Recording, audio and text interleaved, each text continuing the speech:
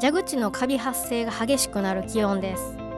1日でも洗うのを忘れると水道水の味が刺激的に、水質調整剤を入れても元からカビが混入していては水質が悪くなり、メダカの命にも関わります。現在東京ガスのサイトで蛇口のカビ除去掃除について詳細な手順記事を読むことができます。クエン酸で水垢を取り重曹で磨くといったような分かりやすい内容です。こういった情報も日常管理の参考にするのが大事です。またメダカに使う前に蛇口を全開にして1分間水を強く流し続ける習慣をつけておきます。もったいない、資源の無駄遣いなのではといった気持ちになるかもしれませんが、折々に強烈な薬剤を使って蛇口や流しを掃除したり、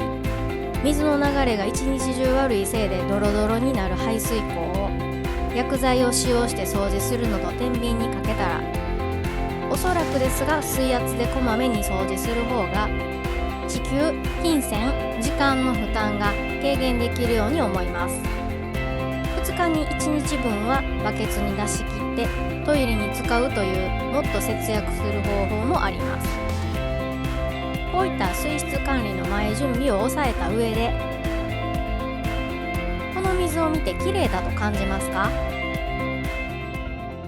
そう聞く時点で違うんだなという方向からではなく、ご自身の感性で素直に見てどう感じるでしょうか。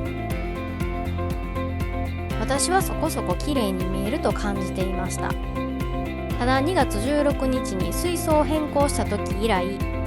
3月の3日まで丸洗いは一度もしておらず、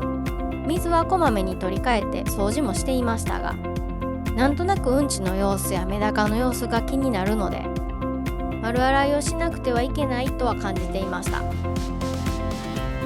ではどのくらい汚れているのか壁をこすってみます。スクレーパーについてる黒いのは焦げです。もろもろと垂れ下がってるのは古いシリコンです。これはまた別件扱いにして早速こすってみます。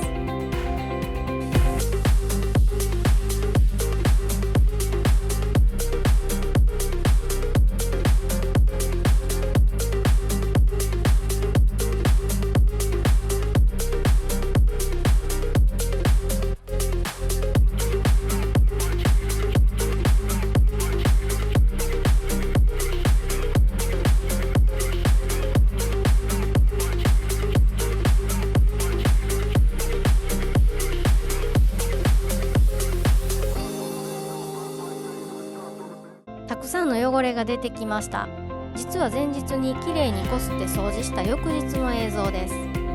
まだこんなに汚れが残っていたということになります。右側は撮影前に掃除済みで、左側だけでこんなに汚れが。この汚れを水だけを見て見つけ出すのは難しいです。私が持っていた違和感は、水温低下など下痢となる要素が見当たらないのに、なんとなく全体的に白や透明の下痢が出たりして、少しうんちをしただけでも異様に生臭くなる、食べた量に対してうんちの総量が少ないなど、消化時間の動画の中で紹介したように、メダカもうんちを我慢します。水が汚いと気持ちよくうんちができないようです。他にもこんなことでというようなこちらの動きでメダカが警戒して逃げるなどです。この逃げるという行為と汚い水との関係は、怪我をした時傷口がどうなるかという心配からくるように感じています。清潔な水ならすぐ治るので、小さな擦り傷くらいは怖くないと感じるか、ばい菌水の中ではわずかな擦り傷でも命取りと感じるか、